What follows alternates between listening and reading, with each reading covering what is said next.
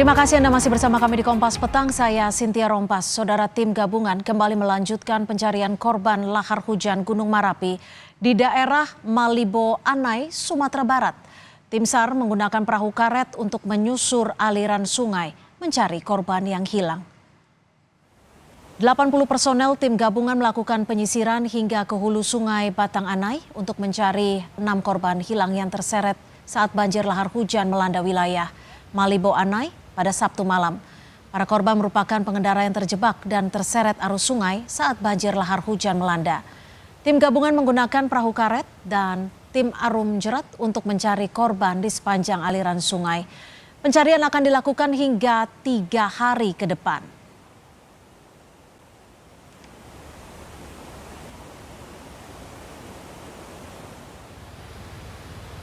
Kita fokus pencarian yang berdasarkan people yang kita datang 6 orang lagi, Pak. Daerah yang kemungkinan korban terseret pas kejadian tadi malam yang Galodo. Ada 1-2 orang dari mobil garis biru, terus mobil minibus merek Avanza, itu adalah 2 travel. Dalam penumpang ada 8 orang, yang baru kita temukan korban ada 3 orang. Ini yang disisir dari mana?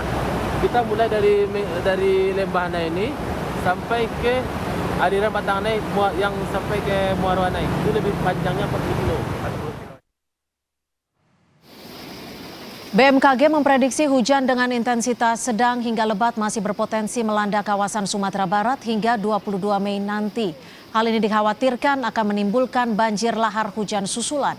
Mengingat masih banyaknya material vulkanik di puncak Gunung Merapi yang hingga saat ini masih mengalami erupsi. BMKG Sumbar menyebut material letusan Marapi dikhawatirkan bisa menyebabkan galodo atau banjir bandang susulan. BMKG mengingatkan tim SAR gabungan tetap waspada dalam melakukan pencarian korban lahar hujan Gunung Merapi di Sumatera Barat.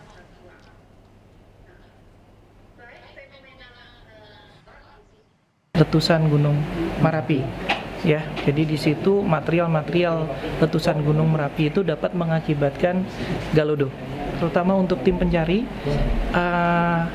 Apabila BMKG mengeluarkan peringatan ini, mohon dipahami bahwa resiko terjadi banjir secara tiba-tiba. Pemerintah Kota Padang mengirimkan bantuan berupa barang dan makanan bagi korban terdampak banjir lahar hujan di Kabupaten Agam dan Tanah Datar. Bantuan berupa beras sebanyak 1 ton lebih, selimut, kasur, dan tenda.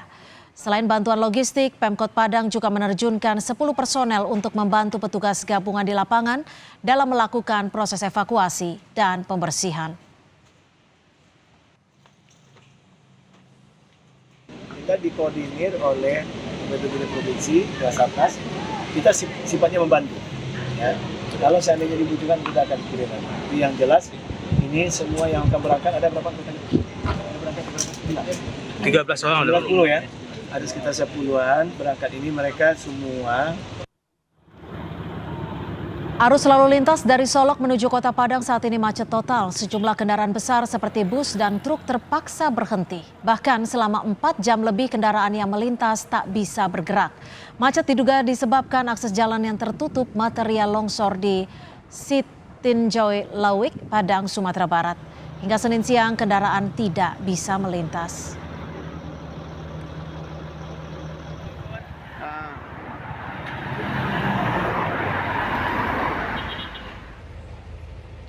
Untuk mengetahui kondisi terkini pasca banjir lahar hujan Gunung Merapi di Kabupaten Agam, sudah bergabung bersama kami jurnalis Kompas TV Muhammad Rizky. Selamat petang Rizky, bisa digambarkan seperti apa situasi terkini di Kabupaten Agam, Rizky? Baik Cynthia, saat sekarang saya sedang berada di kawasan Kabupaten Agam, lebih tepatnya di daerah Kecamatan Canduang. Di sini merupakan tempat terparah yang terjadinya banjir bandang lahar dingin. Bisa kita lihat di belakang saya ini masih banyak berbatuan yang masih belum bisa dibawa untuk dibersihkan dengan menggunakan eskavator. Tadi pagi hingga siang ini sudah dikerahkan 3 eskavator untuk membersihkan area yang terjadi. Namun sampai sekarang tim gabungan masih melakukan proses pembersihan area. Seperti itu. Rizky, batu-batu besar ini apakah ikut merusak atau berdampak pada bangunan di sekitar lokasi, Rizky?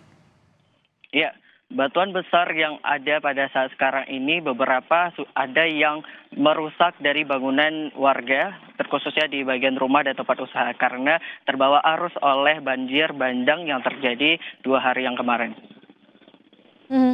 Lalu bagaimana sekarang kondisi dari warga yang terdampak? Apakah sudah ditempatkan di lokasi atau posko pengungsian? Baik, seluruh warga yang terdampak akibat bencana ini sudah dievakuasi dan diletakkan di tempat pengungsian yang berada di sekitar daerah tempat kejadian, dan tempat pengungsian ini berada di sebuah sekolah yaitu di SD 08 Canduang, di mana ada 3 ruangan yang dijadikan tempat pengungsian bagi para warga. Dan selain dari tempat pengungsian, para warga juga mengambil kesempatan untuk mengungsi di beberapa rumah keluarga saudaranya, seperti itu. Kalau di Kabupaten Agam sendiri ada berapa posko pengungsian, Rizky, yang disediakan? Baik, terkhususnya di daerah Kecamatan Canduang yang saya sekarang berada, ini hanya ada 1 tempat pengungsian. Namun di beberapa kecamatan lainnya yang berada di Kabupaten Agam juga terdapat tempat pengungsian, seperti itu. Apa saja yang saat ini dibutuhkan warga dan belum bisa dipenuhi? Baik. Pada hari ini terjadi beberapa permintaan dari para pengungsi, di mana untuk bantuan logistik ini sudah dikerahkan kepada para korban, dan sistem pemberian logistik ini harus menyerahkan kartu keluarga agar supaya penyerahan logistik ini dapat diberikan secara merata. Dan bahkan tadi saya sempat mewawancarai para pengungsi, dan mereka mengatakan bahwa ada beberapa bantuan lagi yang dibutuhkan seperti sendal dan pakaian dalam, terkhususnya untuk wanita, dan juga keperluan mandi, seperti itu. Rio, maaf Rizky, bisa digambarkan seperti apa ini di belakang Anda tampak batu-batuan besar, apakah saat ini tim gabungan masih melakukan kegiatan di belakang Anda? Baik, dapat dilihat di belakang saya ini masih banyak sekali batuan-batuan yang tadi sudah dibersihkan oleh alat berat eskavator, namun belum dipindahkan, tetapi masih disingkirkan di tepi-tepi supaya jalan di tengah dapat dilalui oleh alat berat. Dan masih sampai sekarang tim gabungan tim SAR masih melakukan pembersihan di beberapa titik lokasi yang ada di tempat kejadian, seperti itu. Rizky, apakah betul di belakang Anda ini adalah salah satu bangunan masjid yang bisa dikatakan tidak hancur ketika terkena lahar hujan yang terjadi pada Sabtu malam lalu? Ya, benar sekali. Di belakang saya ada musola yang dimana menurut para warga di sini mengatakan pada saat kejadian musola yang berada di belakang saya ini ketika banjir mulai berdatangan, arus dari banjir ini terbagi 2 sehingga musola tersebut tidak terdampak cukup rusak, tetapi terdapat cukup sedang, sehingga arus banjir ini lebih mengarah ke rumah-rumah warga dan tempat usaha warga, seperti itu. Artinya bangunan musola ini saat ini digunakan sebagai apa? Apakah warga juga bisa mengungsi ataupun beristirahat dan beribadah di sana? Baik, untuk sekarang musola ini masih belum bisa digunakan untuk para warga mengungsi karena masih ada beberapa benda-benda yang sedikit masuknya ke dalam musola, dan tadi pagi hingga saat sekarang masih dilakukan pembersihan di area masjid, seperti itu. Kalau kendaraan-kendaraan di sana juga terdampak dan rumah-rumah warga seberapa banyak yang terdampak, Rizky?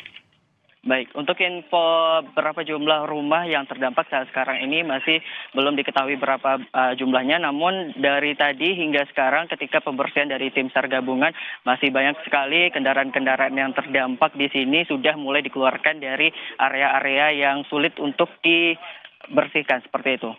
Baik, terima kasih Muhammad Rizky, jurnalis Kompas TV melaporkan langsung dari Kabupaten Agam, Sumatera Barat.